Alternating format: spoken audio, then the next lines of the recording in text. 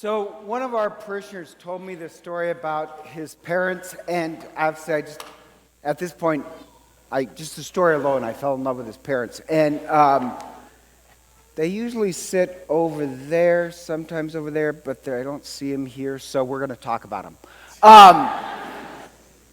So he goes home, and his parents are, I think, North Dakota, but on the border between, North Dakota, it could be Montana, but I'm 90% sure it was North Dakota and Canada.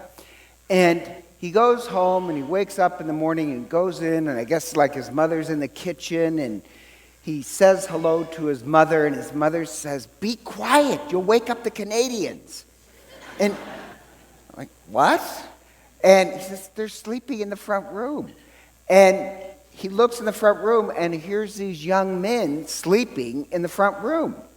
He says, why are there Canadians sleeping in the front room? And the story goes that these young men would come down from Canada and go drinking in town and then drive back. But this elderly couple, I guess they thought that was, it is, dangerous. So they let it be known that, no, please don't. If you come down to party, we'll leave our front door open and you can sleep in the front room, but please don't drive. So they have these Canadians sleeping in the front room. That's crazy, but I love it. I love just the open generosity of this elderly couple that, they want to keep these Canadians safe. And let's face it, we know these Canadians have a problem drinking.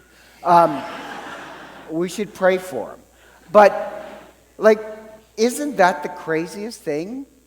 And don't you love this couple? In an odd way, think about that. That open-hearted generosity and faith, they go together. Because think about this, the very beginning of monotheism, thousands of years ago, it starts with this elderly couple, Abraham and Sarah, who see three strangers who they didn't know were angels. Three strangers in dire need. It's the heat of the day, they could die. And Sarah and Abraham, they're like the crazy North Dakota couple. They go out and they save them, they wash them. Sarah bakes for 3 people 50 pounds of bread. Abraham kills a whole steer for these 3 strangers. And the promise is, they offered life to the stranger, generosity to the stranger, so God is going to bless them with greater life. Or think about, the very beginning of the gospel. The story, it's always at Christmas time, where Mary and Joseph go to Bethlehem, and you know how we tell our children that there's no room for them in the inn? It doesn't say that in the Greek. They didn't in Bethlehem have motels 2,000 years ago. What it says in the Greek is there is no place of hospitality, and it's talking about the human heart. Mary and Joseph, they're in medical need.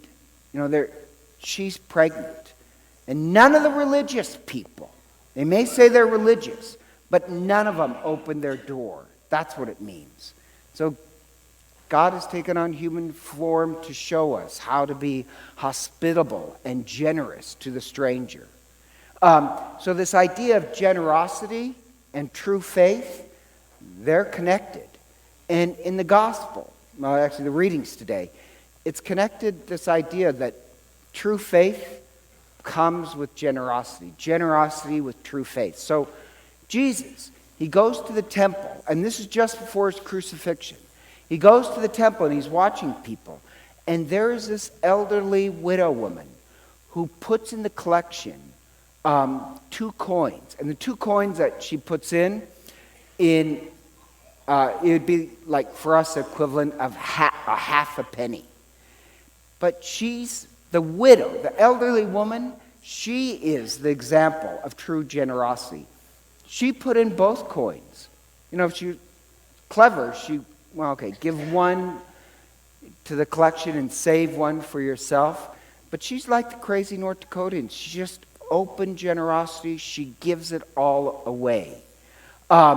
She doesn't save anything for herself. And in the Greek, and I know I'm kind of strange on this, the Greek, what it says is, and you have to listen to this, because if you're Jewish, you'll get what it means. She gave the sum of her life away. That's what it says. And that idea of giving your life away, your whole life away, as a Jew, you would know what that would mean. Because as a faithful Jew, and personally I think as a faithful Catholic, what you're supposed to do if you're Jewish is wake up every morning and the first thing you do is pray the Shema. The Shema is this prayer that you will love God with all your heart, with all your mind, and with all your strength. And so when it says she gave from the sum of her whole life, they would know what that means. It's what prayer is. And you have to think, Jesus is in the temple. Jesus is about to die. Jesus is the old woman. Because think about this.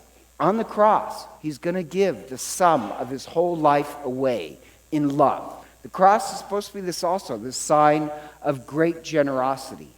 He's the old woman who gives his whole life away out of great generosity. That's what it means to be faithful. Or even the first reading, once again, a widow, where, now here's the kicker. She's a pagan.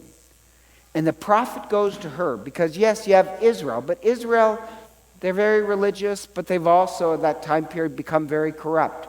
Religion serves them. And so the prophet goes to this pagan widow, and she is literally starving to death. She has enough for one last meal. And with her last meal, instead of saving it for herself and her son, when the prophet shows up, even though it's not somebody of her, tribe and race or religion, she shares her last meal with a prophet. And because she was open-hearted in her generosity, God blesses her with greater life. And this miracle happens. And the miracle is she offered, her last bit of life to a stranger, and God blesses her with more life, just like Abraham and Sarah. And it also makes this kicker that sometimes it's not the people that say that they're so religious that show faith. Sometimes it's the pagans who are truly generous and show what real faith is. And the Bible has this theme of generosity. It starts with Abraham and Sarah, picks up with Christ, and just before his death, he gives this parable of, well, it's not a parable, but the living example of the old woman. He's the old woman. That what it means to be Christian is to be generous. And the principle of generosity is this. It sounds strange, but the more you give your heart away, the more God blesses you. And so the idea is, you want more joy in your life, give it away. You want more love in your life, be generous in giving it away. It's like that old adage, to have a friend, you must become a good friend. You give everything away. On the cross, Christ gives everything away in open generosity. That's what we're supposed to be. So that's the principle of generosity. You're generous with your heart and everything, even to the point of pain, and God will bless you. Now, there's also a double meaning to this, but you get the principle of generosity, right? So, did you? Because only one woman nodded her head. There's also this warning in it, and this is why I like stories. Stories can mention a principle, but also a warning. And there's kind of this double warning. The warning, if you remember, starts with Jesus looking at the Pharisees, making this big show of religion. And they make a big show of religion. And he says they devour the poor and the widow. Their idea of religion does not give life, it takes life away. They're not concerned that religion gives life and changes the world. They're worried that it gives them something. He hates that type of religion. And the temple where he was, it was all this big show. They gilded the walls and the top of it with gold. The priests were enormously wealthy. Oh, for the old days. But the priests were enormously wealthy. So the very fact that he warns that they devour the lives of the widow.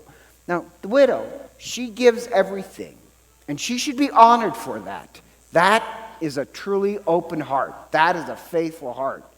But he also gives a warning, try and be wise about it. She deserves credit for giving everything away, but she's giving money to really a corrupt system. Does that make sense? So, yes, be generous, but also be very smart in how you're generous. Does that make sense? And the other warning is be careful of religion that is not about generosity, but religion that is just about taking and serves itself. Our generosity and open-heartedness is supposed to change the world. But in the end, think about this. At Mass, you're making this pledge that you will be like the old woman. You'll be as crazy as the North Dakotans in open generosity. The gifts of bread and wine come forward. They're placed on the altar. That symbolizes us giving our whole lives to God. Just like the cross, Christ on the cross. We're going to give God our whole life. And you give your life away, and what God blesses you with is greater life. We'll receive the body and blood of Christ. But what our prayer is at this Mass is that we will truly be open-hearted people.